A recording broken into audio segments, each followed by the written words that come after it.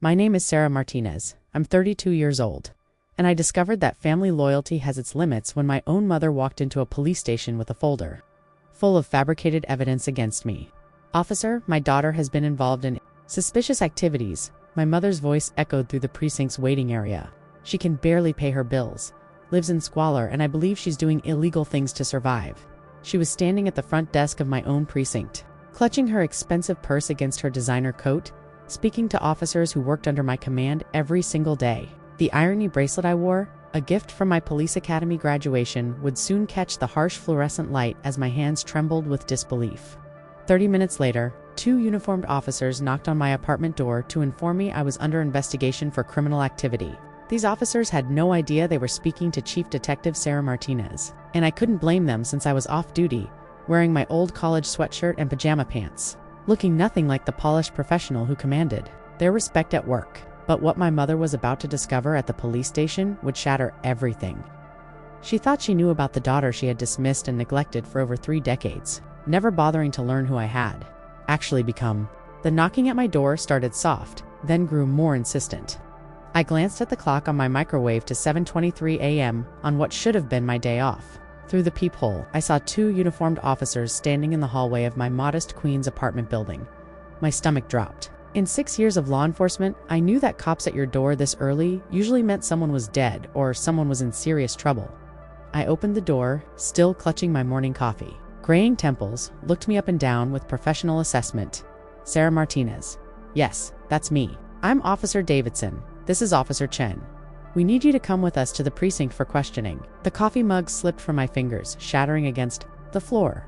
Hot liquid splashed across my bare feet, but I barely felt the burn. I'm sorry, what?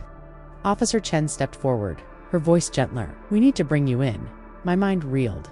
This had to be a mistake. Was Chief Detective Sarah Martinez. I investigated financial crimes. I didn't commit them. But looking down at myself, rumpled pajamas, messy hair, bare feet, now standing in coffee and broken ceramic, I realized these officers had no idea who I was. Can I get dressed first? Of course, but we'll need to escort you to the station. This is serious. 20 minutes later, I sat in the back of a patrol car heading to my own precinct. Drawer. They led me to interview room 3, the same room where I'd questioned countless suspects. Now I was on the other side of the table, my hands trembling as I waited. The door opened and Sergeant Rodriguez walked in, carrying a thick manila folder. His eyes widened when he saw me. Martinez, what the hell are you doing in here? Apparently, I'm under investigation for criminal activity. His confusion was obvious. But you're Chief Detective? You're one of us. I know what I am, Rodriguez. But whoever filed this report doesn't. Pictures of me walking to work, grocery shopping, entering my apartment. My own face stared back at me from dozens of grainy images. Someone's been following you for months, he said, flipping through reports. Financial irregularities, suspicious meetings, possible money laundering. Who would do this to you? Before I could answer, Officer Davidson appeared at the door. The complainant is here. She's demanding to speak with whoever's handling the case. Says she has more evidence. You need to hear this directly. The door opened wider and my world shattered. My mother, Elena Martinez, walked into the room like she owned it. Her eyes swept the room dismissively until they landed on me sitting at the metal table. All the color drained from her face. Sarah, she whispered, what are you doing here? I could ask you the same thing, Mom. She swayed slightly, gripping her purse tighter. The folder in Rodriguez's hands suddenly made horrifying sense. Those weren't random surveillance photos. They were evidence my own mother had gathered against me. I don't understand, she stammered. You're supposed to be the suspect. Why are you sitting there like you? Rodriguez looked between us, pieces clicking together. Mrs. Martinez, this is Chief Detective Sarah Martinez. She's been running our financial crimes unit for 3 years. The folder slipped from his hands, photographs scattering across the floor. My mother's legs gave out and she collapsed into the chair across from me. That's impossible, she breathed. She can't even afford decent clothes. Even now, faced with undeniable proof, she couldn't accept who I'd become. You had me investigated, I said, my voice hollow. You hired someone to follow me, to build a case against me. You came here to have your own daughter arrested. Tears started streaming down her perfectly made-up face, but I felt nothing. No sympathy, no forgiveness. Just the cold realization that the woman who was supposed to love me unconditionally had seen me as a criminal before she'd ever seen me as successful. From whatever you had become, and in that moment, I understood that. She had never really known me at all. The silence in that interview room felt like it could crush my lungs. My mother sat across from me, her designer purse clutched so tight her knuckles had gone white, staring at me like I was some stranger who had stolen her daughter's face. 3 years, I said, my voice cutting through the tension. You've lived 20 minutes away from me for 3 years while I've been chief detective and you had no idea. She opened her mouth, then closed it. Rodriguez quietly gathered the scattered photos from the floor, but I could feel his eyes darting between us, trying to piece together this disaster. Sarah, double quotes, she started. No. I slammed my hand on the metal table. The sound echoed off the walls like a gunshot. You don't get to Sarah me. You just tried to have me arrested. You paid someone to follow me around like I was some kind of dangerous criminal? Her face crumpled, but I wasn't done. 28 years of swallowed words were clawing their way out of my throat. Do you want to know why I never told you about my job, Mom? Do you want to know why I've kept every single achievement in my life a secret from you? She nodded, tears smearing her mascara. Because of this? Because even when faced with proof that I'm successful, that I've built something meaningful, your first instinct is to say it's impossible, because you've spent my entire life convincing me I'm not good enough for anything. I stood up, pacing. To the small window. Outside, I could see the Brooklyn streets where I'd walked as a kid, dreaming of being someone important, someone who mattered. Remember when I graduated high school with honors? You spent the whole ceremony talking about how much better Patricia's college was going to be than community college. When I got my associate's degree, you didn't even come to the ceremony because Patricia was getting her hair done for some party. My mother's breathing got shallow. Sarah, please, ... When I got accepted to the police academy, I called to tell you. You know what you said? Well, I guess someone has to arrest people. At least it's steady work. Like I was settling for garbage collection. Rodriguez shifted uncomfortably by the door. This was getting too personal, too raw for a police interview room, but I couldn't stop. So yeah, I hid everything from you. I hid that I graduated top of my academy class. I hid that I solved my first major case in 6 months. I hid that I got promoted to detective in 2 years instead of the usual 5. I hid that I became the youngest chief detective this precinct has ever had. I turned back to face her. And you know what's really sick? I hid it because some part of me was still that little girl desperate for your approval. I thought if I kept succeeding quietly, maybe someday I'd be good enough for you to notice me. The folder on the table contained 3 months of surveillance. 3 months of my life documented and twisted into evidence of criminal behavior. Pictures of me in my police uniform labeled as suspicious costumes. Photos of me depositing my paycheck described as irregular cash transactions. Who did you hire? I asked. She wiped her nose with a tissue from her purse. Mr. Thompson. James Thompson. He came highly recommended. Recommended by who? Patricia found him. She said he was discreet, professional, of course. My sister Patricia, the golden child who could do no wrong, had helped orchestrate this nightmare. The same sister who'd borrowed money from me last Christmas without knowing I was the one lending it. Mom had asked me to help Patricia out, never mentioning that. I was the source of the family emergency fund she was always talking about. How much did you pay him? $5,000? I laughed, but there was no humor in it. You spent $5,000 to investigate me instead of just asking me how I was doing.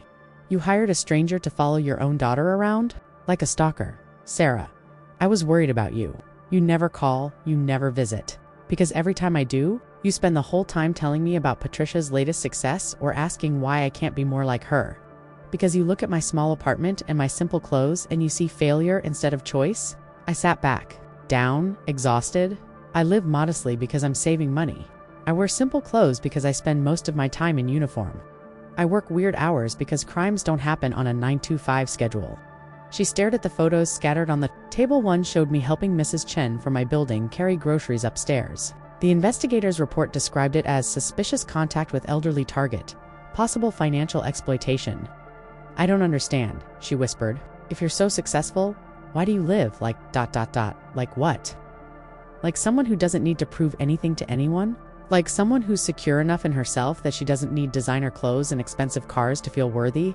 The words hit her like physical blows. She flinched with each one. You want to know the truth, Mom? I make more money than Patricia. I own my apartment outright. I have a pension, health insurance, and a savings account that could buy your car 3 times over. But I've watched you worship money and status my whole life, and I wanted to build something real instead. Rodriguez cleared his throat. Should I? No, I said. Stay. She needs to hear this, and there needs to be a witness. My mother's hands shook as she reached into her purse and pulled out a checkbook. I can pay you back for the investigation. I can, ... You think this is about money? She looked up at me with red, swollen eyes. Then what is it about?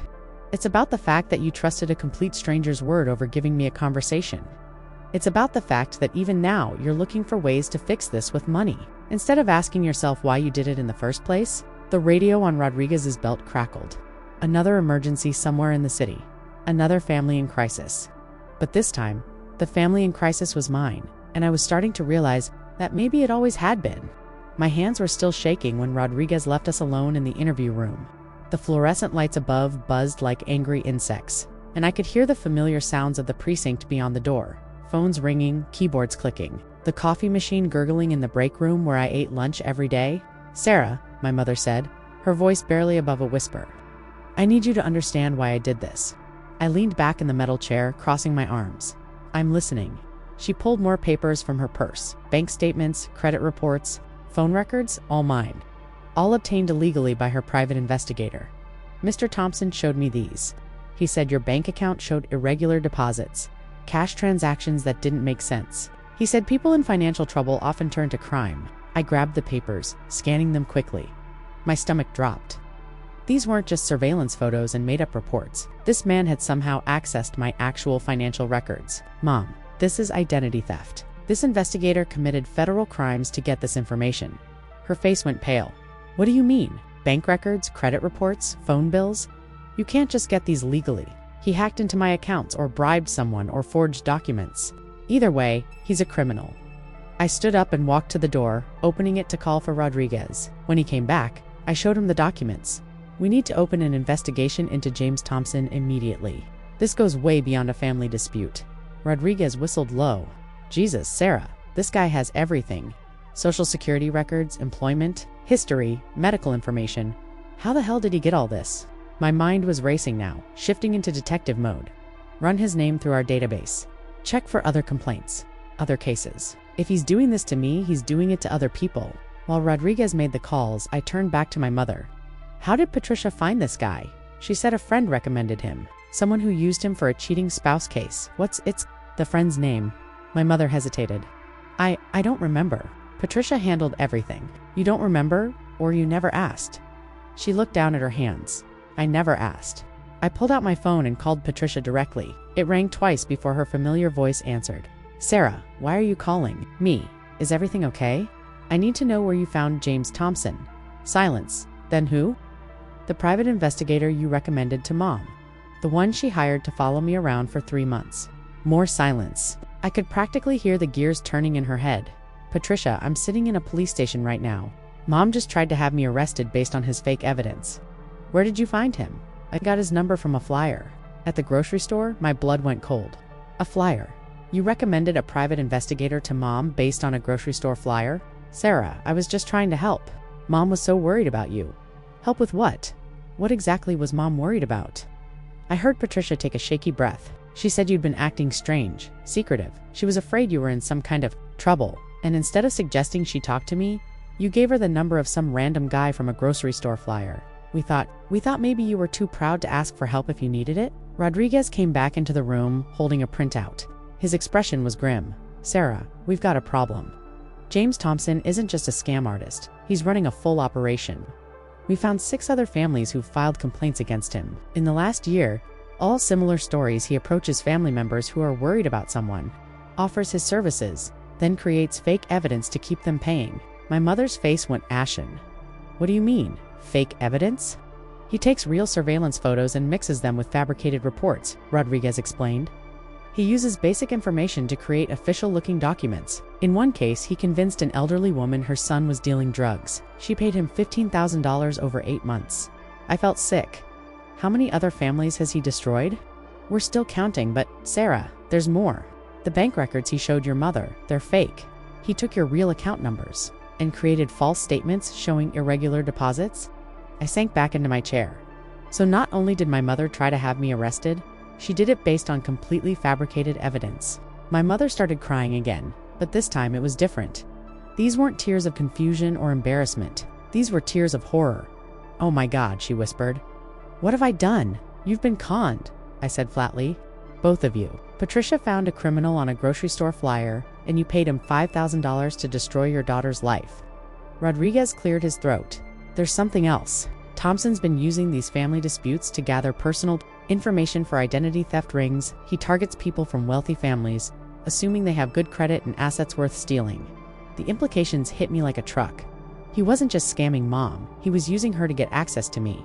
And through you, potentially the entire police department, Rodriguez added grimly. I pulled out my phone again, calling our cybersecurity division. This is Chief Detective Martinez.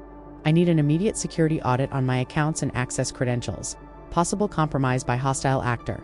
While I talked to IT security, my mother sat staring at the fake bank statements like they might suddenly reveal the truth. When I hung up, she looked at me with something I'd never seen in her eyes before.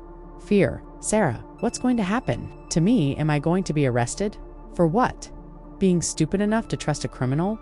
Unfortunately, that's not illegal. She flinched at the word stupid, but I wasn't feeling generous. However, if this investigation reveals that Thompson used your complaint to gain access to police information, or if he's using your identity for other crimes, you could be in serious trouble. But I didn't know. That's what everyone says.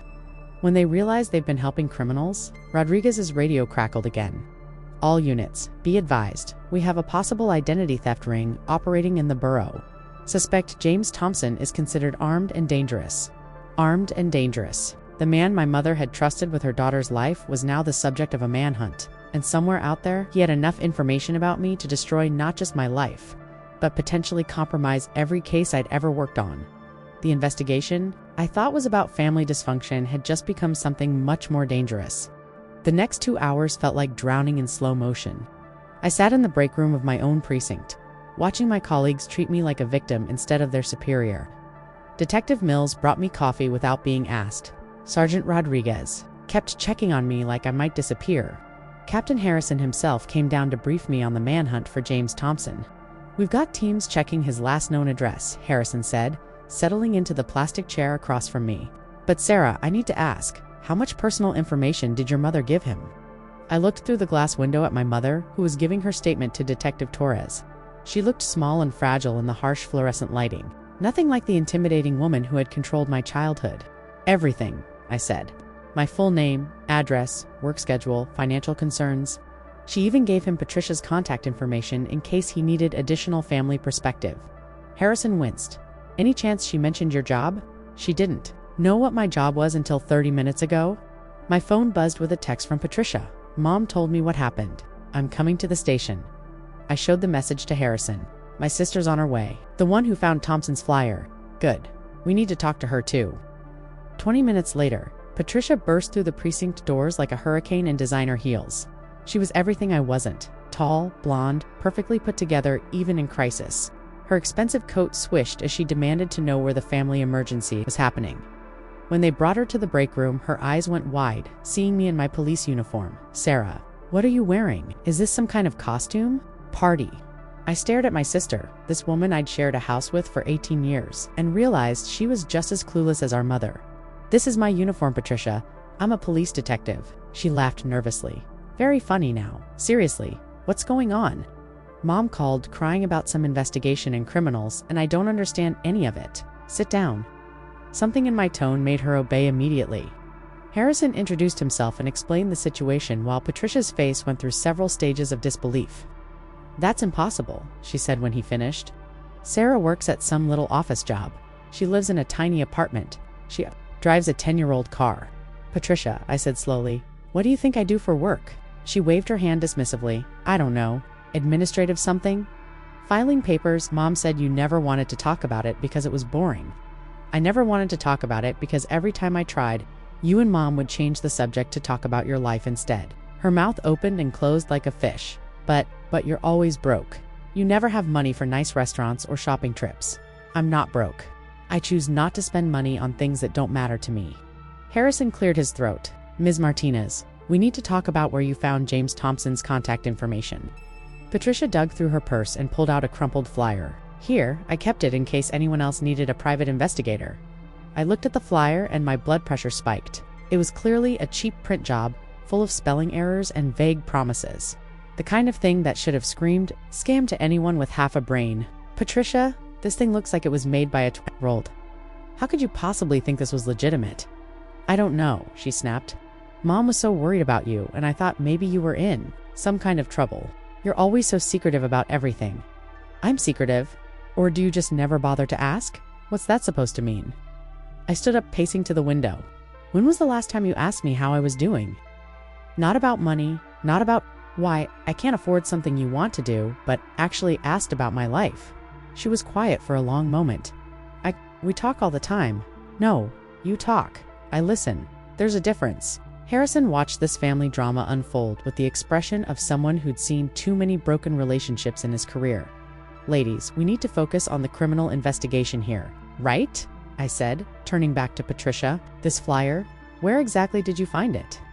At the grocery store on 5th Avenue. It was on the bulletin board by customer service. Which grocery store? The expensive one. Whole Foods.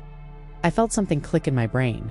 Patricia, you shop at Whole Foods. Mom shops at Whole Foods. I shop at the regular grocery store in my neighborhood. How would Thompson know to target you two there unless he was specifically looking for people with money? Harrison leaned forward. You think he was targeting wealthy families specifically? Think about it. He put flyers at an upscale grocery store, knowing that people who shop there have disposable income. He probably watched for women of a certain age, maybe overheard conversations about family problems. Patricia looked sick. You think he was watching us? I think he saw two women talking about their troubled family member and saw dollar signs. My phone rang. Detective Mills with an update on Thompson's background check. Sarah, this guy's got a record going back 15 years. Fraud, identity theft, blackmail. He's been running variations of this family investigation scam in 3 different states. Any pattern to his victims. Always families with money. Always women worried about relatives. And Sarah, in every case he eventually tries to blackmail his marks. Claims he has evidence of their family members' crimes and threatens to go to police unless they pay him more money. I hung up and looked at my mother through the glass. She was still giving her statement, still looking lost and confused. He would have come back, I said to Patricia. Even if I hadn't been a cop, even if this hadn't blown up, he would have come back demanding more money, claiming he found worse evidence. Patricia sank into her chair. Oh my God, we could have been paying him forever. Or until he decided to steal your identities and disappear. The weight of what had almost happened hit us all at once. My mother had unknowingly hired a career criminal to investigate her own daughter. Patricia had handed him their information on a silver platter, and if I hadn't been a cop, if this confrontation hadn't happened at my own precinct, Thompson might have destroyed all our lives. But there was something else eating at me. Something worse than the criminal investigation? Patricia, I said quietly, did you really believe I was capable of criminal activity? She looked away. Mom was so convinced something was wrong. That's not what I asked. She was quiet for a long time. Finally, I didn't know what to think. You've always been so different from us, so independent. We never really understood you, and there it was. The truth that hurt worse than any criminal accusation. My own family had found it easier to believe I was a criminal than to believe I was successful. The call came at 3:47 p.m. while I was still processing Patricia's statement. Detective Mills burst into the break room, his face grim. Sarah, we found Thompson, but we've got a situation. My stomach dropped. What kind of situation? He's barricaded himself in a storage unit facility in Queens. And he's not alone. He's got at least 3 other people with him, probably other victims he's been scamming. The negotiator is en route, but Captain Harrison wants you there. Why me? Because he's specifically asking for the Martinez cop. He knows you're involved, and he's threatening to destroy evidence if we don't bring you to talk to him. The blood drained from my face. Thompson had been watching my family for months. He knew where I worked, where I lived, probably knew my entire routine, and now he was cornered and desperate. Sarah, you don't have to do this, Harrison said as he joined us. We can handle it without putting you at risk.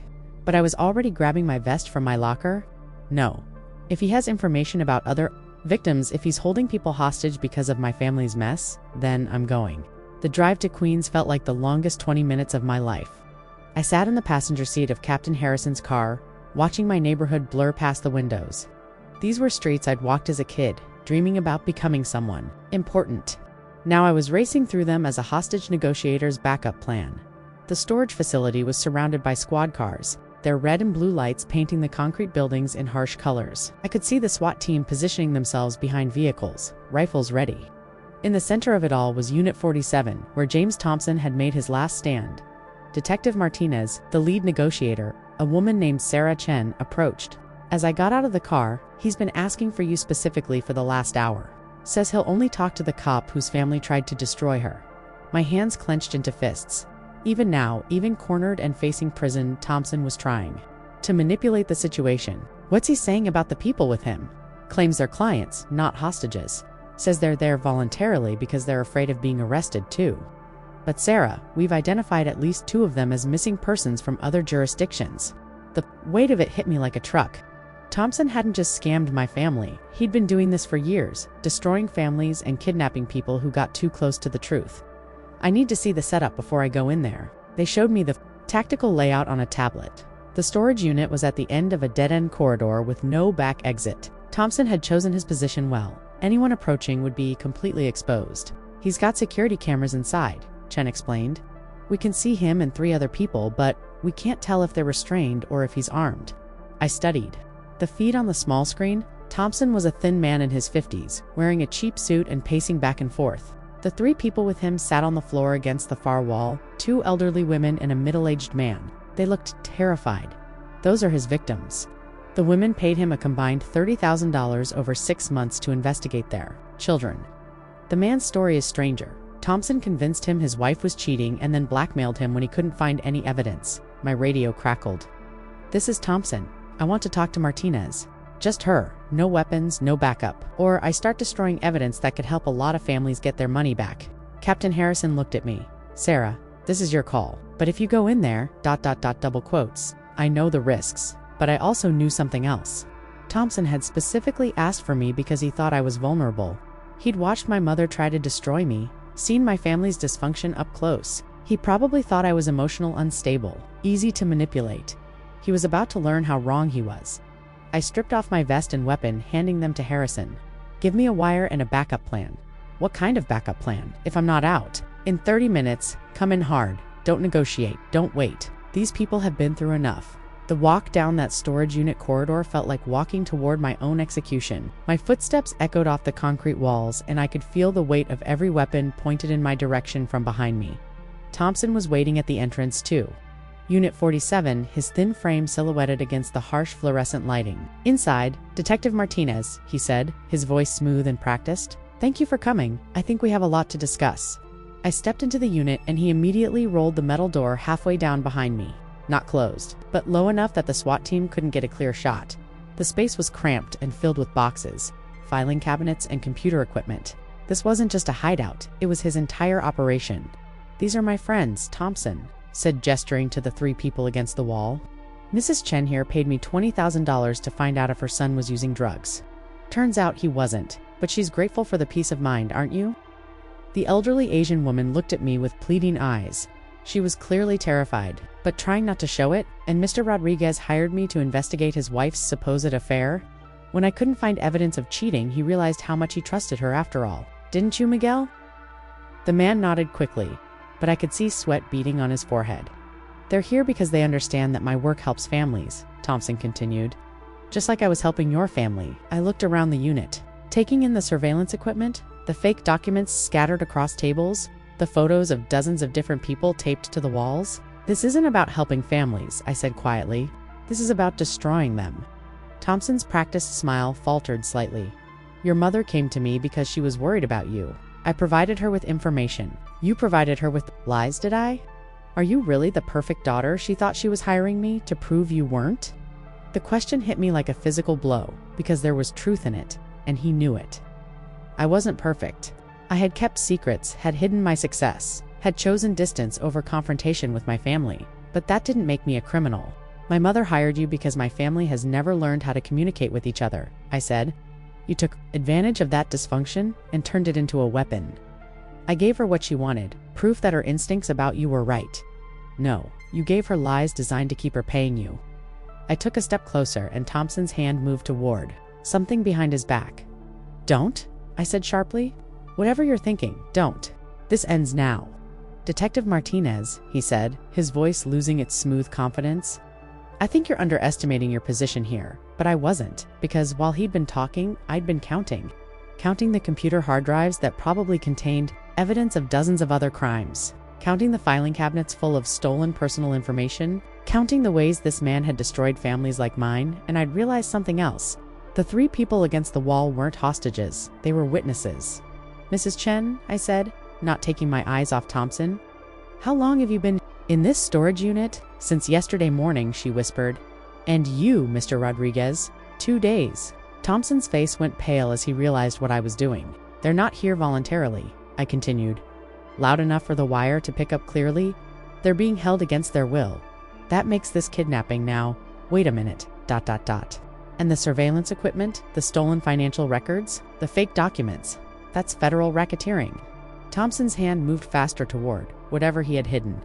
But I was ready for him. 20 years of feeling powerless in my own family had taught me to recognize when someone was trying to control me, and I was done being controlled. Thompson's hand closed around whatever he'd been reaching for, but I was already moving. 6 years of police training kicked in as I lunged forward, grabbing his wrist and twisting it behind his back in one fluid motion. A small digital recorder clattered to the concrete floor. "Gun, gun," Thompson screamed, trying to make the tactical team think I was in immediate danger. But I had him pinned against the filing cabinet, his arm locked in a position that would dislocate his shoulder if he moved wrong. "There's no gun," I called out calmly. Within seconds, Thompson was in handcuffs and the 3 victims were being led to safety. "Are you hurt?" Captain Harrison asked, checking me over. "I'm fine, but we need to process everything in this unit immediately. This guy's been running scams for years." As the evidence team started cataloging Thompson's operation, I found myself staring at the wall of photographs. Dozens of faces, all his victims, families he'd torn apart with lies and manipulation. My phone buzzed. A text from my mother. "Sarah, please come back to the station. We need to talk." I found her sitting in the same interview room where this nightmare had started, but she looked different now. Smaller, older, the expensive coat was wrinkled. "Thompson's arrested, the people he was holding are safe. But Mom, this isn't just about him anymore." She looked up at me with red-rimmed eyes. "What do you mean?" "We found records of 43 other families he scammed. 43 families who paid him money to investigate their own relatives. People who thought they were protecting themselves but were actually helping a criminal." Her face crumpled. "Oh my God, what have I done?" "You made a mistake. A big one. But the real question is what you're going to do about it now?" I pulled out my notebook and opened it to a fresh page. "I need you to tell me everything. Every conversation with Thompson, every piece of information you gave him, every dollar you paid. Not because you're in trouble, but because it might help us find other victims." For the next hour, my mother detailed her 3-month relationship with James Thompson, how he'd gained her trust by seeming professional and concerned, how he'd gradually fed her more and more disturbing evidence about me, how he'd convinced her that calling the police was the only way to protect me from whatever criminal organization he claimed I was involved with. "He said you were in danger," she whispered, "that you'd gotten mixed up with bad people and were too scared to ask for help." I wrote it all down, even though each word felt like a knife in my chest. "Sarah," she said when we finished, "I need you to know something about your father's will. Age. He left something specifically for you. I was supposed to give it to you when you turned 25, but I kept it." My hands shook as I took the envelope. My father had died when I was 19, and I'd always assumed he'd left everything to Mom, with the expectation that she'd take care of Patricia and me. Inside was a letter in his handwriting and a bank document. "My dearest Sarah," the letter began, "or you've discovered it on your own. I've watched you grow into someone remarkable, someone who fights for justice and protects people who can't protect themselves. You have a strength that reminds me of my own mother and a kindness that comes entirely from your own heart." I had to stop reading. My father had seen me, really seen me. The bank document showed a trust fund in my name, worth $180,000, money that had been sitting untouched for 13 years. "Why?" I asked my mother. "Because I was angry," she admitted. "Angry that he saw something special in you that I couldn't see. Angry that even dying he was choosing you over Patricia and me. So you punished me for being loved by my father?" She nodded, tears streaming down her face. "I convinced myself I was protecting you from becoming spoiled like Patricia." I folded the letter carefully and put it back in the envelope. My father's words felt like a lifeline I'd been waiting for my whole life. "Mom, I need you to understand something. You trying to have me arrested doesn't disappear because of a bank account. I know, but it does explain some things, like why you never believed I could be successful on my own." Patricia appeared in the doorway, looking haggard. "Sarah, they said you caught the guy. Is everyone okay?" "Everyone's fine, but we have a lot to talk about as a family. The three of us sat in that sterile interview room for another 2 hours, finally having conversations we should have had years ago. Attention, Mom admitted she'd been so focused on Patricia's achievements that she'd stopped seeing me as anything more than the child who didn't need as much help. I want to make this right, Mom said finally. I don't know how, but I want to. Try. Then start by stopping, I said. Stop trying to fix this with money or gestures or dramatic apologies. Just stop assuming you know who I am without bothering to ask. She nodded. What do you need from me? It was the first time in my adult life that she'd asked me that question. I need space. I need time to figure out whether we can have a relationship based on who I actually am instead of who you think I should be. And if we can't, I looked at my mother, this woman who had given birth to me, but had never really known me, and felt something shift inside my chest. Not forgiveness exactly. Detective Mills knocked on the door. Sarah Thompson's asking to make a statement. Says he wants to cooperate fully in exchange for consideration during sentencing. I stood up, straightening my uniform. This was my job. This was who I was when. I wasn't trying to be someone's daughter or sister. I have to go, I told my family. But Mom, tomorrow morning if you want, you can call me. Not to apologize or explain or fix anything, just to ask how I'm doing. She smiled through her tears. I'd like that. As I walked toward the interview room where Thompson was waiting, I felt lighter than I had in years. Not because everything was resolved, my family would probably never be perfect, but because for the first time in my life, I wasn't trying to earn love. I was just trying to be myself. And that finally felt like enough. 6 weeks later, I sat at my desk reviewing Thompson's case files when my phone rang. The caller ID showed Mom, and for the first time in my adult life, I felt curious instead of anxious about answering. Hi, Mom. Sarah, I hope I'm not interrupting. Your work? These conversations had become a routine. Every Tuesday morning at 9, she called to ask about my week. Not to give advice or compare me to Patricia, just to listen. It was awkward at first, but we were both learning. Just finishing up some paperwork? How are you? Better. The therapist says I'm making progress. After Thompson's arrest, my mother had started seeing a counselor to understand why she'd been so susceptible to his manipulation. It turned out that losing my father had left her feeling powerless, and trying to control Patricia and me was how she'd been coping with that fear. That's good to hear. Sarah, I wanted you to know that Mrs. Chen called me yesterday. Mrs. Chen was one of Thompson's victims from the storage unit. My mother had reached out to all the families we'd identified, offering to help them navigate the legal process and connect them with resources. How is she doing? Better. Her son got into medical school. She wanted to thank you again for saving her from that horrible man. This had become my mother's project, helping Thompson's other victims. She couldn't undo what she'd done to me, but she could use her experience to help other families heal. It wasn't redemption exactly, but it was a start. That's wonderful. News about her son. It is, and Sarah. I wanted to ask, ... Patricia's birthday is next month. Would you like to come to dinner? Just the three of us. Nothing fancy. I hesitated. Family dinners had always been exercises in comparison and criticism. But maybe things could be different now. Can I let you know? Of course, and if you decide not to come, that's okay too. I just wanted you to know you're invited. After we hung up, I turned back to my computer screen. Thompson's case had led to a federal investigation that uncovered a network of similar scams across 12 states. Dozens of families were getting their money back, and several other criminals had been arrested. Detective Mills knocked on my door. Sarah, Captain Harrison wants to see you. I found Harrison in his office with a woman I didn't recognize, late 50s professional suit, confident bearing. Sarah, this is Deputy Commissioner Walsh from downtown. She has a proposition for you. Walsh stood up and shook my hand. Detective Martinez, your work on the Thompson case has gotten attention at very high levels. We'd like you to consider heading up a new task force focused on family targeting scams. I sat down, intrigued. What would that involve? Working with federal agencies to identify and shut down operations like Thompson's. It would mean travel, longer hours, probably some danger. But it would also mean protecting families before they get destroyed. I thought about Mrs. Chen, terrified in that storage unit, about my mother, manipulated into betraying her own daughter, about all the families still out there vulnerable to predators like Thompson. I'm interested. There's one more thing, Walsh said. The position comes with a promotion. You'd be the youngest lieutenant in the department's history. Lieutenant Sarah Martinez. It had a nice ring to it. When do I start? That evening, I sat in my small apartment in Queens, looking out at the city lights. My phone buzzed with a text from Patricia. Saw the news about your promotion online. Proud of you, sis. It was the first time she'd ever said she was proud. Of me, I opened my laptop and started typing an email to my team about the new task force. We'd need protocols for identifying victims, procedures for coordinating with other agencies, training materials for recognizing family manipulation tactics. But first, I opened the desk drawer where I kept my father's letter. I'd read it probably 50 times since my mother finally gave it to me, but the words still felt new each time. You have a strength that reminds me of my own mother, and a kindness that comes entirely from your own heart. He'd seen something in me that I was only just learning to see in myself. Not the failure my mother had believed me to be, not the shadow my sister had always cast, but someone with value independent of anyone else's opinion. My phone rang again. This time it was Officer Chen from the night Thompson was arrested.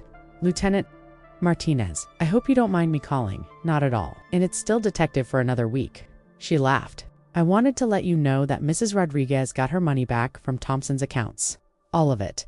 She's using it to start a support group for scam victims. That's incredible. It is. And detective, I wanted to thank you for showing me that day in the storage unit that being a good cop isn't about being fearless. It's about being afraid and doing the right thing anyway. After we hung up, I made myself dinner and sat at my small kitchen table planning my new unit. We'd call it the Family Protection Task Force. We'd work with social services, financial institutions, and community organizations to identify vulnerable families before criminals could exploit them. But more than that, we'd help families learn to communicate with each other. Because Thompson's greatest weapon hadn't been his fake evidence or his surveillance equipment. It had been the silence and misunderstanding that already existed in families like mine. My mother called again just as I was getting ready for bed. Sarah, I'm sorry to bother you so late. What's wrong? Nothing's wrong. I wanted to tell you that I love you. Not because of your promotion or your new job or anything you've accomplished. Just because you're my daughter. I sat down on my couch, feeling something warm spread through my chest. I love you too, Mom. I know I don't have the right to ask this, but do you think someday we might be friends? Not just mother and daughter, but actual friends. I looked around my apartment, my sanctuary that she'd once seen as evidence of failure, the place where I'd built a life based on my own values instead of anyone else's expectations. I think we're already on our way there. After we hung up, I stood at my window looking out at Brooklyn. Somewhere out there were families in crisis, people being manipulated by predators, children growing up feeling invisible like I had. But also, somewhere out there were families healing. People finding strength they didn't know they had. Children discovering their own worth. Tomorrow, I'd start building something that could help tip the balance toward healing. Tonight, I was just Sarah Martinez, not the perfect daughter or the successful detective or the victim who'd survived. Just a woman who'd learned that the most important approval she'd ever need was her own dot. And for the first time in 32 years, that felt like more than enough. It felt like everything.